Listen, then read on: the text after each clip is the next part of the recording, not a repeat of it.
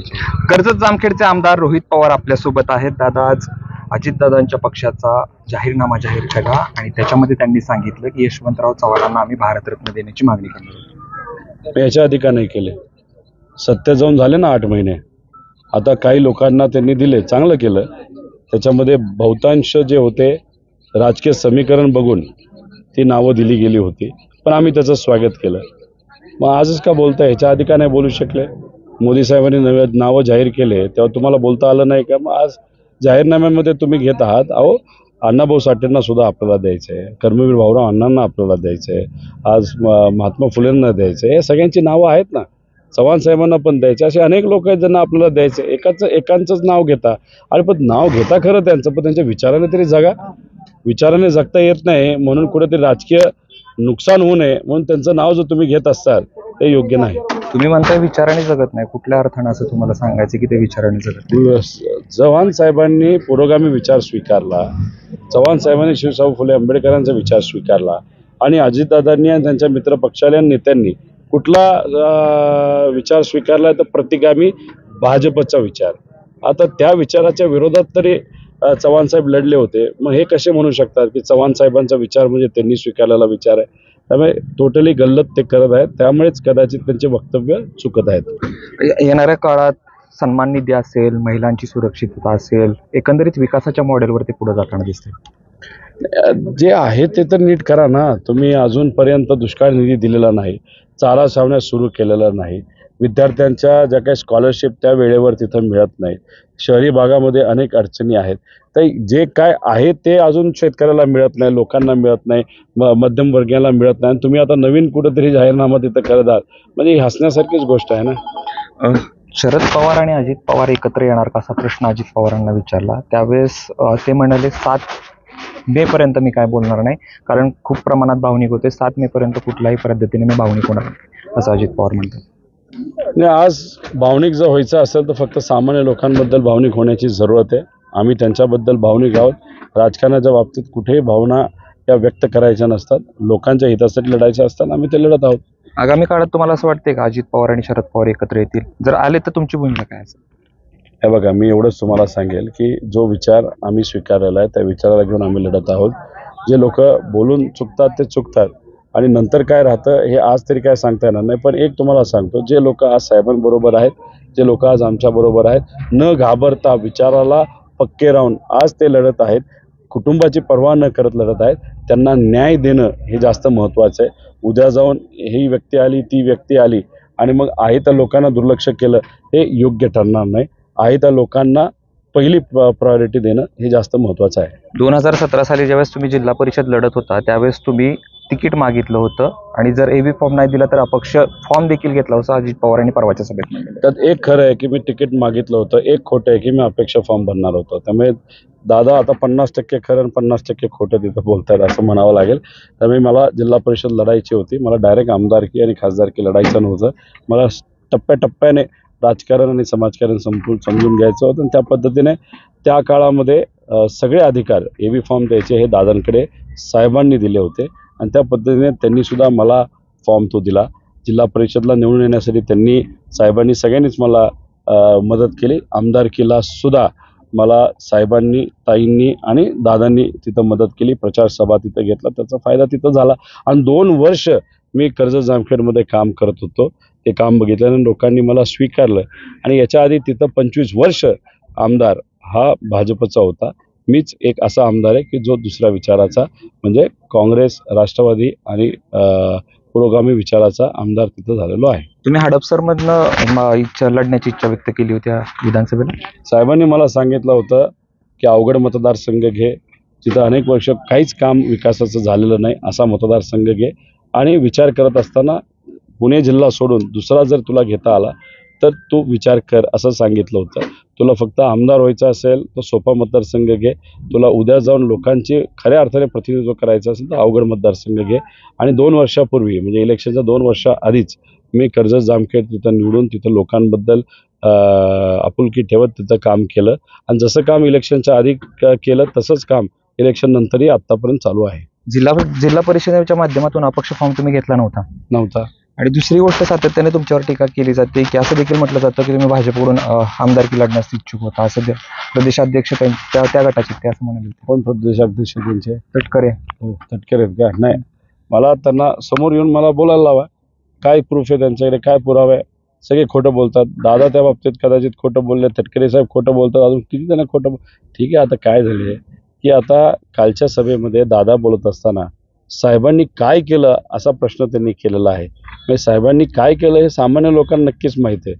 आणि दादा साहेबांच्या कामावरच आज प्रश्नचिन्ह उद्भवत असतील तर मी तर फार लहान कार्यकर्ता, मी बच्चा आहे.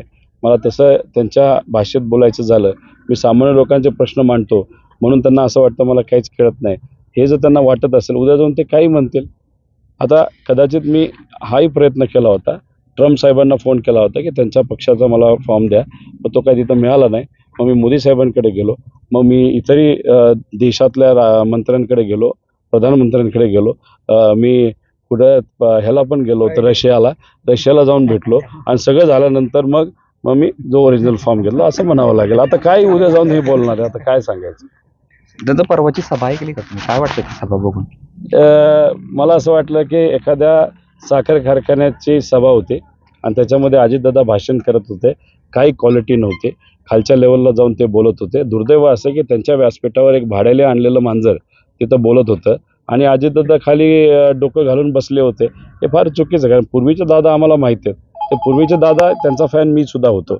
आणि आजचे दादा जे भाजप बरोबर गेले ते दादा वाटतच नाही. हे बदललेले दादा आम्हाला आवडत नाही. बदललेल्या दादांसमोर जर कोणी साहेबांवर एक तरी शब्द काढत होते, दादा शांत बसत नव्हते. आज दादाही बोलत आहेत आणि हे भाडेकरू लोक सुद्धा तिथं बोलत आहे. कितपत योग्य आहे काय आम्हाला पटलं नाही. आणि तुम्ही जर बघितलं तर आज साहेब 50 सभा बाहेर घेतात. गेले 5 दिवस झालं बारामती मतदारसंघामध्ये साहेब आलेले आणि पुढचे 10 दिवस साहेब मतदारसंघात नाही आहेत बारामती. आणि अजितदादा कुठे तर 100% वेळ बारामती मतदारसंघामध्येच आहे. म्हणजे राज्याचे उपमुख्यमंत्री दुसरीकडे जाऊन प्रचार न करता फक्त एकाच मतदारसंघामध्ये जर अडकत असतील, त्याचा अर्थ भाजपला जे पाहिजे होतं ते केलं. दादांना एक छोटा लोकल नेता भाजपली बनवलं असं म्हणावं लागेल. परवा तुम्ही बसला होतात साहेबांच्या शेजारी, ताई बसल्या होत्या, त्याच्यासमोर तुम्ही आणि योगेंद्र पवार बसले होते, त्यावरून देखील अजित पवारांनी टीका. आता मला कळत नाही, कुटुंब एक आहे, तिथं आम्ही बसलो होतो, आम्ही खाली बसलो होतो, साहेब वर बसले होते आणि कोणी तिथं फोटो काढला, तो व्हायरल झाला. त्यात काय चुकलं? भावनिक केलं जाते असं म्हणतात ते. नाही, कुटुंबाबरोबर आम्ही आहोत तर भावनिक आहे. आम्ही भावनिक आहोत, आम्ही माणसं आहोत. हे सगळे नागरिक भावनिक आहेत. माणसं भावनिक असतात, जे माणसं नसतात ते भावनिक नसतात. आता दादांनी पवार साहेबांनी साथ सोडून वेगळे झाले, ते असतील, त्यांची मुलं असतील, तसंच काकी असतील, हे चौघच वेगळे झालेत ना, बाकी कुणी नाही झालं. आता कुटुंब एकत्र बघितल्यानंतर कदाचित दादा भावनिक झाले असावे आणि त्यात त्यांनी ते वक्तव्य केलं असं म्हणावं लागेल. तुमच्या संस्थेत एक काम करणारी महिला, तिला कामावरून काढलं कारण तिचा मुलगा घड्याळाचा प्रचार करत होता, असं अजित पवारांनी थेट आरोप केला. खोटं बोलले. त्याच्यामध्ये विषय एवढाच आहे की कुठलीही शाळा बंद झाल्यानंतर सगळ्यांनाच आम्ही सुट्टी देतो. शाळा जेव्हा चालू होती तेव्हा सुद्धा त्या ज्या महिला आहेत त्यांचा मुलगा माझ्या भावाबरोबर, अजितदादांच्या मुलाबरोबर प्रचार करत होता. तेव्हा तर ते कामावर होते, सगळेच कामावर होते आणि प्रचार करत होते. त्यांना काढलं का? नाही काढलं. आता सगळ्यांनाच जर आम्ही सुट्टी दिली असेल तर ते पण असतील तर त्यात वेगळं काय? आम्ही काय भेदभाव करत नाही. त्यांनी काय काय लोकांना कसं काढलंय, कशा अडचणीत आणलेलं आहे, याची यादी तर फार मोठी आहे. धमकावण्याचं प्रकरण बारामती लोकसभा मतदारसंघात गेल्या काही दिवसापासून सातत्यानं वाढते. ते म्हणतात की आमच्या बाजूने धमकावलं जात नाही, तुम्ही म्हणताय त्यांच्या बाजूने. धमकावताय कोण? मग लोक प्रतिसाद कसे देतात? मलिदा गँगला प्रतिसाद का मिळतो? धमकावल्याला, गुंडागर्दीला प्रतिसाद लोकांकडनं का मिळतो? लोक फसवतात का? लोक खोटं बोलतात का?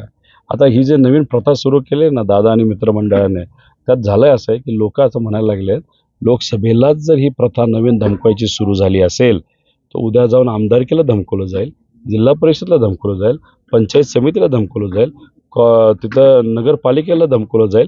त्यापेक्षा ही नवीन प्रथा जी लोकांना आवडत नाही, ही आजच गाडायची असेल, संपवायची असेल तर सुप्रियाताईंचं लीड हे 4 लाखापर्यंत न्या, असं तर लोक म्हणायला लागलेत. त्यामुळे जेवढं जास्त धमकवतील तेवढी लोक त्यांच्या विरोधात जातील असं आम्हाला वाटतं. बारामतीत संस्था पवार साहेबांनी काढल्या पण त्याचा विस्तार मी केला असं अजितदादा म्हणतात. आता दादा बोलू शकतील तसं. विद्याप्रदेशांच्या बाबतीत बिल्डिंगच्या जर आपण बघितलं तर नक्कीच त्या बाबतीत तसं काहीतरी झालं असेल. बिल्डिंग अजितदादांच्या काळामध्ये वाढल्या, पण जो बेस आहे, जो पाया आहे, तो साहेबांनी केला आहे आणि तोच पाया साहेबांनी नाही केला असं दादा बोलतात. हे कितपत योग्य आहे? त्याच्याचबरोबर बिल गेट्स असतील, IBM असेल, याच्याबरोबर टाईप कुणी घडवले? IT सेक्टरसाठी साहेबांनी घडवले. तिथं बायोसायन्सचा एक कोर्स आहे, तो तिथं आणला. कोणामुळे आणला? तर बँगलोरची कंपनी आहे, त्यांनी तिथं टायअप केला म्हणून तिथं नोकऱ्या मिळाला, तिथं तो प्रोजेक्ट सुरू झाला. म्हणजे बिल्डिंग आणली म्हणजे विकास केला असं होत नाही. त्या बिल्डिंगमध्ये आत्मासुद्धा लागते. म्हणजे त्याला कुठेतरी टायअप चांगले लागतात आणि ते टायअप चांगले साहेबांमुळे आले, साहेबांकडे बघून आले. आता MIDC दादांनी काय केलं? MIDCमध्ये एक तरी कंपनी आणली का? एक नवीन दारूची कंपनी आली, पण ती कोणाची अजून आम्हाला कळाली नाही, ती बघावं लागेल. पण ती कंपनी जर सोडली तर दुसऱ्या ज्या कंपन्या, PIजो इटालियन कंपनी साहेबांकडे बघून आली, फेरोरॉशर साहेबांकडे बघून आली, भारत फोर्स साहेबांकडे बघून आली, डायनामिक साहेबांकडे बघून आली. मग कुठली कंपनी अशी राहिली जिथं ISMT साहेबांकडे बघून आली? अशी कुठलीही कंपनी नाही. त्यामुळे कोण व्यक्ती इन्चार्ज आहे, कोण प्रमुख आहे, त्यांच्याकडे बघून कॉलेजेसला टायअप येत असतात आणि टायअप चांगले असल्यामुळे कॉलेज, विद्याप्रतिष्ठान त्याचं नाव आणि शारदानगरचं नाव या देशामध्ये खूप मोठं आहे. राष्ट्रवादी फुटून 6 महिने झालेत आणि टीकाचा जोर जो आहे तो एकंदरीत एकमेकांवरती वाढत चाललेला आहे. हे कुठपर्यंत जाईल असं तुम्हाला वाटतं? काय माहीत, आम्ही खरं बोलतोय, ते कुठपर्यंत जातील हे सांगता येणार नाही. कालपर्यंत ते साहेबांच्या वयापर्यंत बोलत होते, नंतर आता कशावर बोलायला लागले की साहेबांनी कुठलीच संस्था आणली नाही. कदाचित मला असं वाटतं पुढे जाऊन ते बोलतील की साहेब मुख्यमंत्रीच नव्हते, कृषी मंत्रीच नव्हते, साहेब कुठलेच नेते नव्हते, साहेब आमदारसुद्धा नव्हते. जे काय झालं अजितदादांच्या काळामध्ये झाले, असं कदाचित 10 दिवसानंतर सुरू होणार आहे. जसं काही भाजपचे भक्त कसे म्हणतात की आपल्याला स्वतंत्रता कधी मिळाली? 2014 नंतर.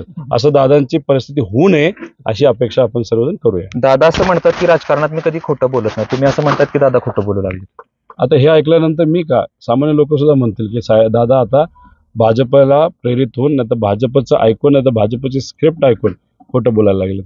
खूप खूप धन्यवाद. तर येतो रोहित पवार. आगामी काळात जे आहे ते राजकारण कुठल्या पद्धतीला जाईल किंवा कुठल्या टोकाला टीका होईल याचा प्रत्यय यामधून येऊ लागलेला आहे. कॅमेरा पर्सन धीरजसह जयदीप भगत, ABP माझा, लाखेवाडी, इंदापूर. ABP माझा, उघडा डोळे बघा नीट.